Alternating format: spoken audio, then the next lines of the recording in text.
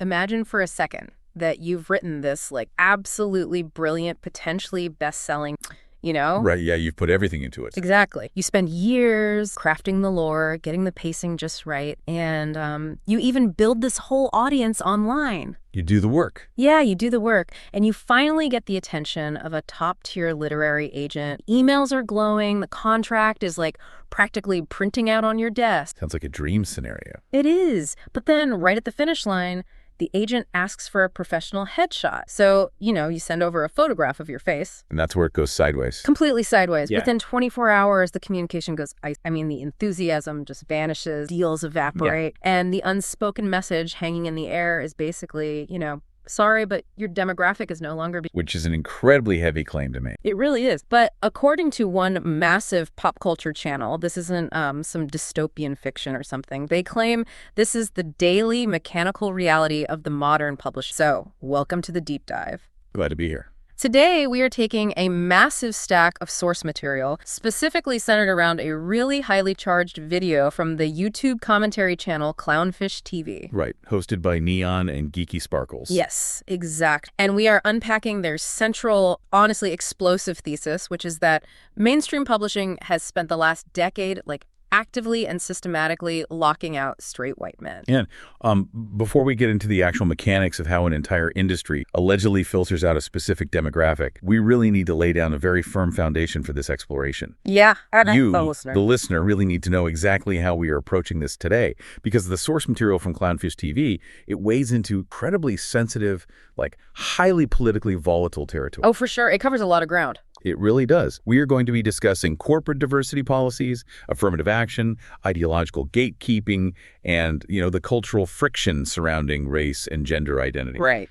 So it is absolutely vital to make unequivocally clear that we are not taking sides here. Exactly. We have no horse in this race. Right. Yeah. We are not endorsing, validating, or, for that matter, condemning the viewpoints presented in this video. Our mission today is purely analytical. We're just looking at the facts of what they said. Precisely. We are here to impartially report on their claim, to dissect the specific rhetoric they use, and most importantly, to understand the underlying mechanic of the industry they're critiquing. Okay, let's unpack this, because we are basically acting as your guides through the architecture of their argument. And it's quite an architecture. Yeah, it really is. It's built on a very specific premise. The hosts of Clownfish TV are arguing that this alleged exclusion isn't just a matter of a few biased editors here and there. Right, they see it as systemic. Exact. They view it as an industry-wide cartel. And furthermore, they claim that this mechanical exclusion is the direct cause of a much larger cultural Which is the disappearance of the male fiction. Yes, the complete disappearance. We have a multi-billion-dollar legacy industry on one side, and this growing wave of deeply frustrated independent... But they don't just start with sweeping cultural generalizations, do they? No, they don't. They anchor this entire massive critique to one very specific, very modern corporate policy. And I think what's fascinating here is how a single corporate update, literally just a few lines of text on a publisher's website, can act as this prism. Yeah, refracting all these broader anxieties. Exactly. To understand the root of their frustration, we have to look at the exact catalyst that sparked this specific video. Right. So what was that catalyst? Well, the source material zeroes in on a report from a site called Fandom Pulse. And that article highlighted an official submission policy update from Random House Canada. And more specifically, one of its prestigious imprint, which is McClelland and Stewart. Right. And to understand why this specific policy matters so much, you, as the listener, have to understand the sheer wall that stands between a new writer and a publisher. Oh, it's a massive wall. It's huge. In traditional publishing, you generally cannot just, email a manuscript to an editor at random. You need a literary agent to vouch for you. And without an agent. Without an agent, you end up in what they call the slush pile. Yeah, the infamous slush. Yeah.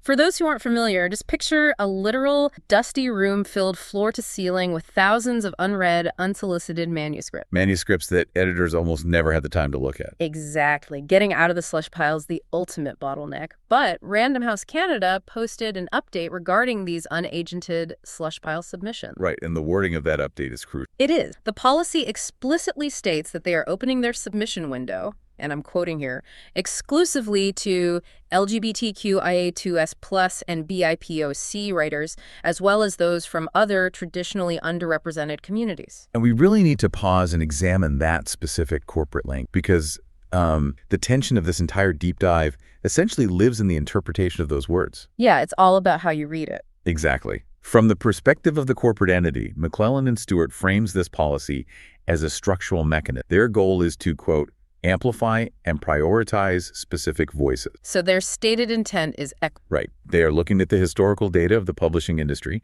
and they're seeing a legacy of systemic barriers that kept minority writers trapped in that slush pile indefinitely. So they create a targeted fast track to, level the playing field. Precisely. And also, the inclusion of the 2S in that acronym is really interesting. Yeah, what does that stand for? It stands for Two-Spirit, which is a term specific to indigenous North American cultures, representing a person who embodies both a masculine and feminine spirit. Oh, wow. Okay. Yeah, it highlights just how localized and hyper-specific this corporate diversity language has actually become. Right. But when the hosts of Clownfish TV look at that exact same policy, they do not see a leveling of the playing field. No, they see a wall being erected. Yeah, their translation of that policy is incredibly blunt. Neon reads that list of acts, which, by the way, he just dismissively waves off the alphabet people. Right. And he concludes that the policy practically translates to everybody but white men. That's a very stark translation. It is. The argument here is that if you are like a white guy named John Smith and you've written this sprawling traditional fantasy epic and you submit it to Penguin Random House Canada during this window, Your manuscript won't even make it to the slush pile. exactly. It will simply be discarded on arrival because you lack the required demographic credentials. Which naturally leads the source material into a very, very heated debate about the legality and ethics of this kind of corporate behavior. Oh, I bet. I mean, is that even legal? Well, YouTubers classify this open policy as a blatant form of affirmative action, and they do acknowledge the legal gray area here. Right. Because a massive corporation likely cannot put a sign on their door that explicitly says, we will not hire or publish straight white men. Yeah. I mean, that would invite immediate devastating discrimination lawsuits. Exactly. However, they argue that by creating an exclusive submission window for literally every other demographic category, the publisher is effectively achieving the exact same exclusionary result. Like through a loophole. Yes, by prioritizing everyone else to bypass the slush pile, the straight white male author is pushed to the absolute bottom of an infinitely deep list. Right. Let me try to make this concrete for you, the listener.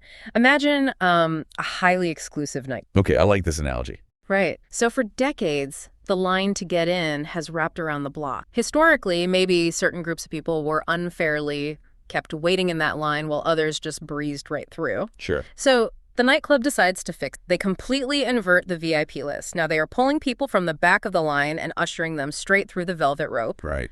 But I have to admit, I'm genuinely stuck on the mechanics of their outright. Like, is this truly an outright ban on straight white men, as the YouTubers suggest? That's the big question. Right. Or is it just a temporary, targeted fast track designed to counterbalance decades of historical industry bias? Because the YouTubers are reading words like priority and exclusive, not as an open door for minorities, but as a heavily deadbolted door for themselves. Exactly. And that friction you are feeling, that is the core tension of their entire world. It is the vast gulf between stated corporate intent and creator perception. Yeah, intent versus impact. What impact, anyway. Right. The publisher's stated goal is removing historical barriers, but Clownfish TV's perception is that of active structural discrimination. And what makes this critique so expansive is that they absolutely do not believe this like an isolated, quirky Canadian phenomenon. Oh, no, not at all. During the video, they actually joke about Canada being a blue sky country, perpetually stuck in the cultural battles of 2017. Yeah, suggesting Canada is just overly eager to implement these progressive policies out in the open. Exact. But they firmly argue that this exact same exclusionary mindset completely dominates the United States publishing market as well.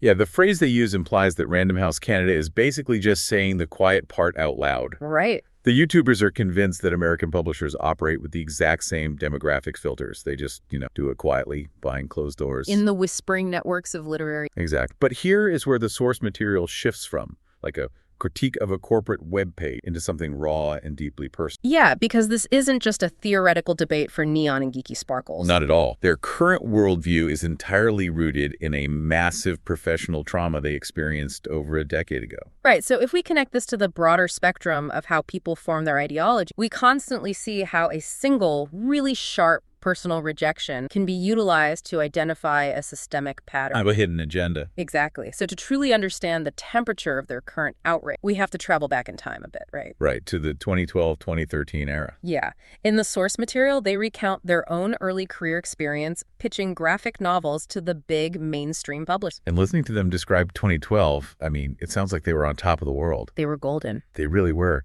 They explicitly detail how they were signed by a top-tier literary agent. And they stressed that this signing was based purely on merit, metric, and market viability. Right, because they had already built a significant audience. Yeah. Right. Exactly. They had hard data to prove their commercial value, and they even had early aggressive interest from major comic publishers. Like Dark Horse, they specifically mentioned Dark Horse. Yes, they were standing right on the precipice of breaking through the traditional publishing wall. But then the calendar turns to 2013, and this massive turning point hit. And incredibly, it all revolves around a single photograph. The headshot incident. Yeah, headshot incident. This is like the foundational mythos of their current critique. It really is. The source claims that their high-powered agent had initially signed them sight unseen. Sight unseen. Wow. Yeah, based purely on their digital portfolio and their pitch pack. Now, Neon suspect, based on the subject matter of their work or perhaps their online avatars, that the agent had allegedly assumed Neon was a black. Okay, wow. That is a huge assumption. Right.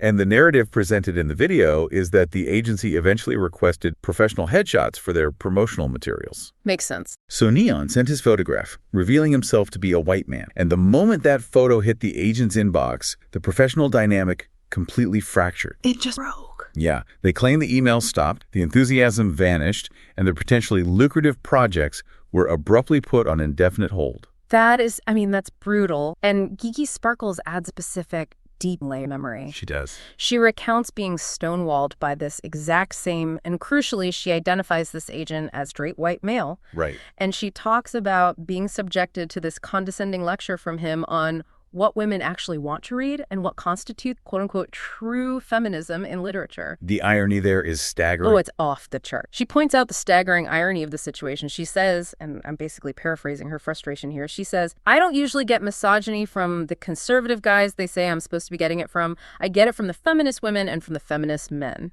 Yeah, that specific observation highlights a fascinating undercurrent in their critique of the publishing hierarchy. How so? Well, she is pointing out the paradox of male feminists within the corporate gatekeeping structure, acting, in her view, like condescending misogynists. Oh, right. Like they're using the label as a shield. Exactly. It suggests that ideological labels like progressive or feminist can sometimes be weaponized in the publishing world. To mask poor behavior. Yes, to mask incredibly poor professional behavior, or even to justify gatekeeping a female creator under the guise of progressive enlightenment. Wow. She felt she was being literally mansplained about female audiences by the very corporate gatekeeper who was supposedly championing diverse voices. Okay, so let's pause and really think about human psychology. Like, put yourself in their shoes. Good spot. If you experience a sudden, chilling, professional freeze-like, if your dream career stalls out literally days after you send a photograph of your face to your representative, that is going to permanently alter your view of that. It's a traumatic professional event,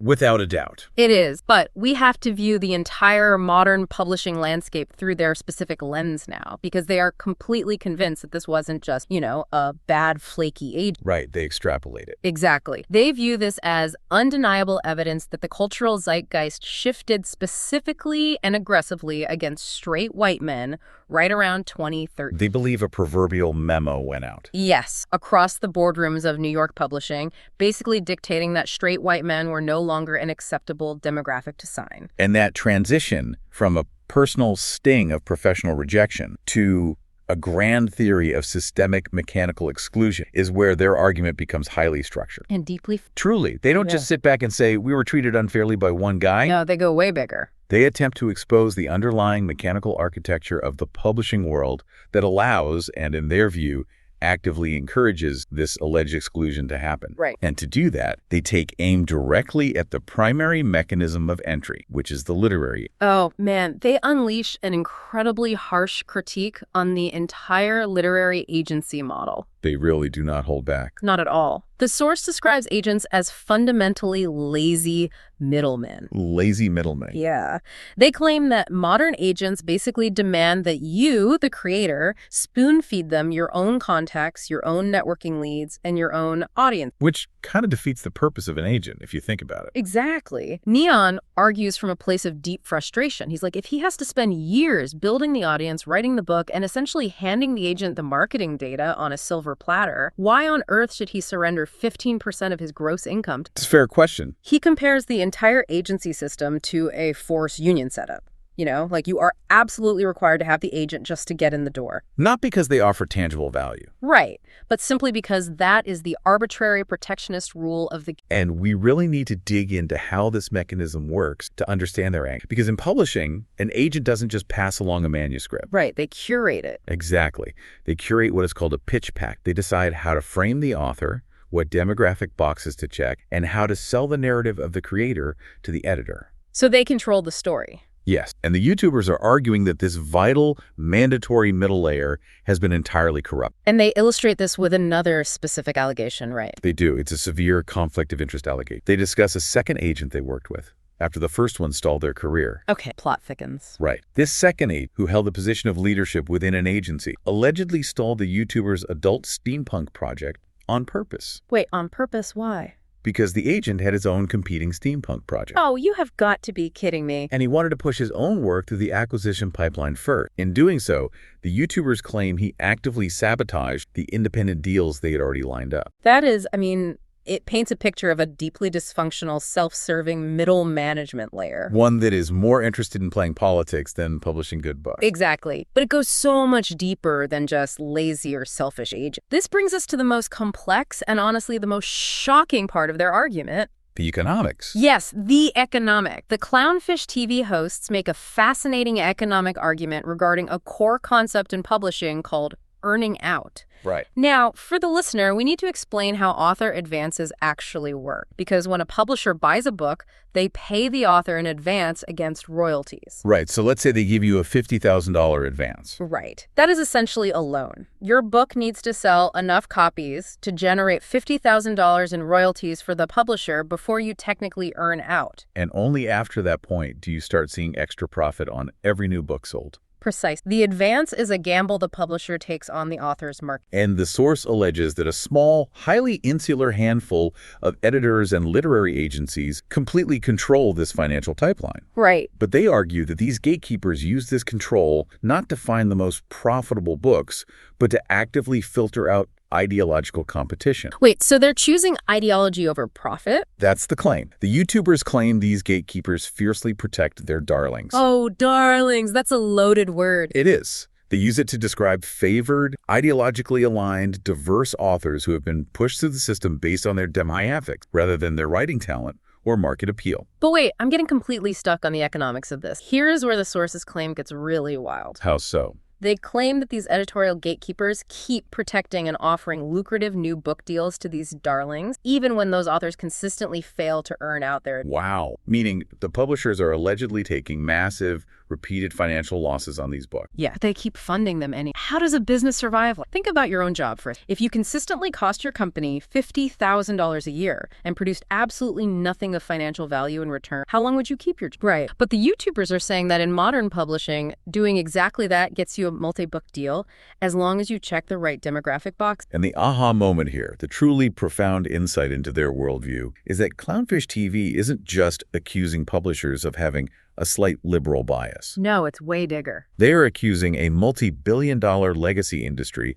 of actively suspending the rules of capitalism. Suspending capitalism? That's huge. They're arguing that ideological purity has replaced profit as the primary corporate motive. This completely upends traditional economic theory. Because in a normal free market, if a product consistently loses money, it is swiftly replaced by a product that will generate profit. Exactly. The mechanism of survival dictates. But the YouTubers view this failure to pivot as a deliberate cartel-like strategy. And they use a fantastic, incredibly vivid analogy to describe this cartel behavior. Oh, the Dune analogy. Yes. They refer to it as controlling the flow of spice. Now, for anyone who hasn't read or seen Dune, this is a vital comparison. That really is perfect. In the Dune universe, the spice is the most valuable substance in existence because it makes faster-than-light space travel possible. Whoever controls the spice controls the entire universe. Right. The Spacing Guild maintains an absolute monopoly. In the YouTuber's analogy, the spice is cultural relevance, mainstream distribution, and access to the public content. So the gatekeepers aren't just politely rejecting manuscripts. No, they are ruthlessly guarding the flow of spice. Exactly.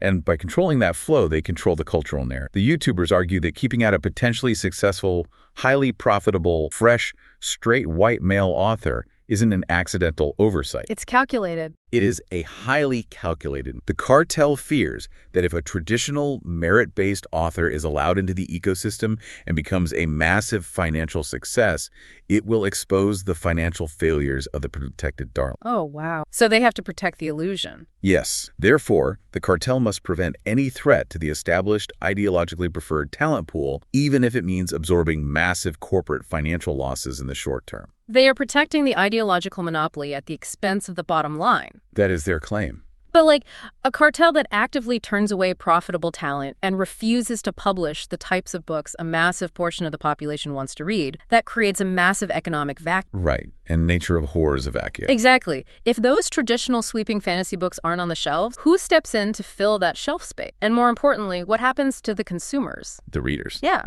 What happens to the millions of people who just want to buy a cool book with swords and space? They look elsewhere. This brings us to the massive ripple effect this alleged exclusion has on the reading and the bizarre rise of a genre known as romantic, which shifts our focus entirely from the producers to the consumer, raising a critical question about demographic abandonment. Yeah, where did all the guys go? Well, the source material points to ongoing mainstream media discourse to validate their claim. They specifically reference a piece from Vulture. Okay, what did Vulture say? The article openly discusses the quote-unquote anxiety-plaguing male fiction writer and asks a broader, deeply concerning cultural question. Why did the novel-reading man disappear? Right. Why is the data showing that men are abandoning fiction in droves? And Clownfish TV offers a direct, uncompromising, deeply cynical answer to that mystery. They say it isn't a mystery at all. Exactly. They say men aren't reading fiction because publishers are purposefully refusing to make books for them anymore. It's cause and effect. It is a pure, undeniable cause and effect argument. If the gatekeepers actively push male writers out of the industry, the writers who naturally understand and cater to male fantasies and interests, then the male-oriented content those writers would have produced simply vanishes from the shelves. Right. You look at the shelves where Tolkien or Robert E. Howard's Conan the Barbarian or classic hard sci-fi used to sit, and instead you find what Clownfish TV bluntly and aggressively categorizes as slop. Slop. Yeah, slop. And by slop, they are specifically targeting the rapid evolution, or what they view as the tragic devolution of the fantasy genre. Right. Traditional fantasy historically possessed a massive, dedicated male readership for world building, heroes' journeys, and epic content. Sure. But according to the source, the publishing cartel has entirely replaced traditional fantasy Romanticacy. Yes, a portmanteau of romance and fantasy. Right. And they described the shift in a highly visual, genuinely absurd way. The source paints a picture of a genre that has completely abandoned its root to pander to a highly specific internet subculture. What do they mean by that? Well, they claim it's no longer enough to just have a traditional romance paperback with Fabio standing on the cover looking dramatic. Okay. No, they say, now it has to be Fabio with literal bullhorns plowing a ferry. Oh, wow. I mean, I have to laugh, but think about the reality of that consumer. Yeah. If a guy logs onto a bookstore website looking for a gritty, tactical story about knights and dragons, and the algorithm aggressively serves him a Minotaur love triangle or a fairy smut novel. He's probably just going to close the tab and open up his PlayStation. Exactly. And that is exactly the demographic migration pointing out. And the source argues vehemently that this migration is permanent. Really? Permanent? Yes. They link this specific publishing phenomenon to a much broader, more insidious societal issue. They claim that modern society has made it acceptable and even culturally trendy to openly discriminate against straight white men. So it's a culture-wide thing for them. They argue this societal acceptance of misandry is the root cause of the specific anxiety mentioned in the Vulture article. Because they just feel completely alien. Right. Male fiction writers feel entirely unwanted by the corporate structure, and male readers feel entirely unserved by the product. So where does all that male time, energy, and money go? The YouTubers note that men are simply abandoning the medium of literature entirely. Wow. They are pouring their disposable income into the gaming industry instead, simply because video games still offer them the heroic, merit-based, action-oriented content they actually consume. But this feeling of alienation isn't contained just to the publishing world, is it? No, the source ties this literary phenomenon to a much broader cultural collapse occurring across multiple entertainment media. Right. They view publishing as just the canary in the coal mine of a larger ideological war. Precisely. And to prove that they aren't just like two angry YouTubers yelling into the void, they bring in some serious heavy hitters to back up their claim. Yes, to bolster the credibility of this massive systemic claim, the Fandom Pulse article that the YouTubers reference points to corroboration from a towering figure in the literary world. Who is it? They cite a 2024 statement from Joyce Carol Oates. Wow, okay. Now, for context, Joyce Carol Oates is an elder stateswoman of literary fiction. She's a multi-award-winning author, heavily embedded in the prestige literary establishment. She is as establishment as it gets. Exactly. According to the source, Oates posted on X, publicly confirming that a literary agent friend of hers confided that he absolutely cannot get editors to even read first novels by brilliant young white male writers. Wait, not even read them? The claim is that these manuscripts are rejected on site, regardless of their prose quality or market potential, simply because of the author's demographics. That is wild. And for Clownfish TV, having a figure like Joyce Carol Oates say this out loud isn't just a rumor. It is absolute, undeniable confirmation from the highest echelons of the literary establishment that the quiet part is indeed true and the cartel is real. But wait, a listener might be thinking, I still see books by white guys on the shelves. Sure. And the YouTubers do address that. They touch on the few male authors who do manage to survive in this hyper-restrictive environment. Who they point to? They specifically mention Brandon Sanderson.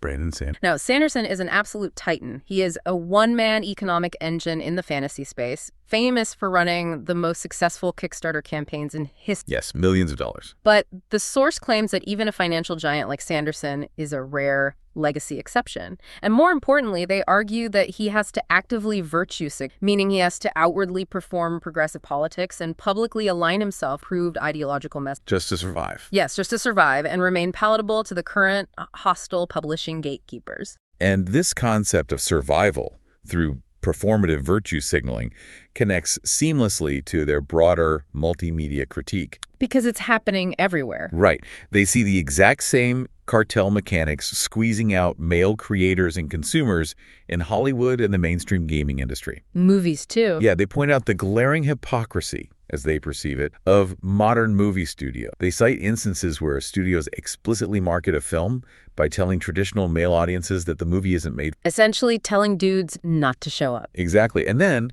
when the movie inevitably bombs at the box office because half the audience stayed home, the studios turn around and blame that exact same male demographic for the failure. That is a crazy cycle. They view it as a toxic cycle of corporate demonization followed immediately by corporate blame. So we have a picture of a legacy industry that is actively, aggressively pushing away half of its potential audience while simultaneously funding authors who don't earn out their advance. What is the ultimate consequence of this business model? According to the source, it's pure, brutal economics. It had to collapse. They argue that because mainstream publishers refuse to publish what men want to read, the industry is physically collapsing under the weight of its own ideological purity. Wow. They note that the traditional Big Six publishers have been forced to consolidate down to the Big Three or Big Four just to survive their constantly shrinking revenue stream. Consolidating just to stay afloat. Exact. But here is the twist. The creators who are being locked out by the bouncers aren't just going home and giving up. No, they're finding an escape hatch. And that escape hatch is the explosive rise of the independent publishing market. The indie scene. Yeah. The source triumphantly points out that creators are successfully jumping ship and taking their audiences with them. Because with modern technology, platforms like Kickstarter and Patreon, and direct-to-consumer digital distribution models like Amazon Kindle Direct Publish, authors no longer need the traditional gates. They don't need an agent to curate a pitch pack. Right. They don't need an acquisition board to approve their demographics. They can bypass the cartel entirely, take their product directly to the consumer, and keep a much larger... Which is a huge shift in power. It is. But, okay, let's unpack this ultimate conclusion, because I think there is a genuinely fascinating contradiction hiding in their argument. Oh, definitely. The hosts are saying the big publishing ship is sinking entirely by its own hand, drowning because it refuses to embrace basic cap. But they also proudly, defiantly declare that you, as a creator, don't need them anymore anyway. Yeah. They talk about how you can get your independent books into local bookstores if you hustle and know what you are doing. But if independent publishing is truly so viable, so successful, and so incredibly lucrative, why are they... It's a great question. Does the mainstream gatekeeping even matter if the indie booming? That contradiction is the ultimate tension in their narrative. The source material presents a duality.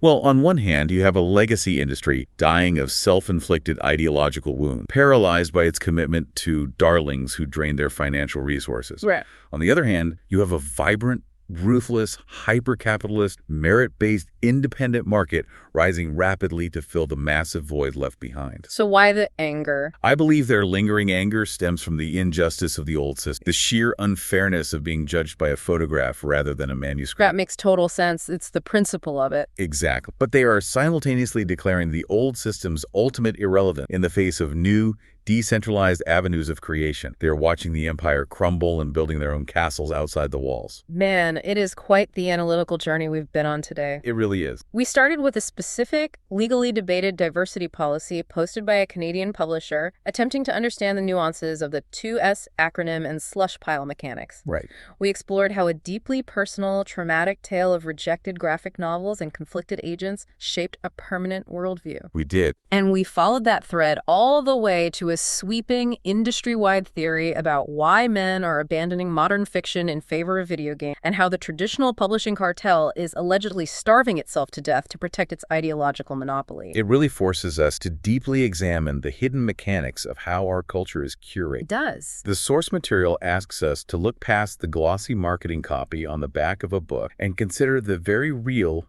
economic, psychological, and ideological filters that determine whose voices get amplified. And whose voices get permanently silenced long before the public ever has a chance to judge the work themselves. Exactly. So I want you to think about this the next time you are browsing the aisles of book or, scrolling through a streaming menu late at night. Have you noticed a shift in the genre? Yeah, the tropes and the types of heroes available. Have you found yourself organically abandoning the mainstream offering and seeking out independent creators on crowdfunding sites or self-publishing platforms instead? Because if Clownfish TV is right, if an entire demographic of male writers and male readers is migrating entirely out of the traditional ecosystem and into the independent sphere, what happens then? We might not just be looking at the financial decline of a few massive publishing houses in New York. We might be witnessing the permanent structural fracturing of pop culture itself. Wow. We could be entering a segmented era where different demographics no longer even share the same bookshelf, the same cultural touchstones, or the same underlying myths. That is wild to think about. And that leaves us with a profound question. What happens to a culture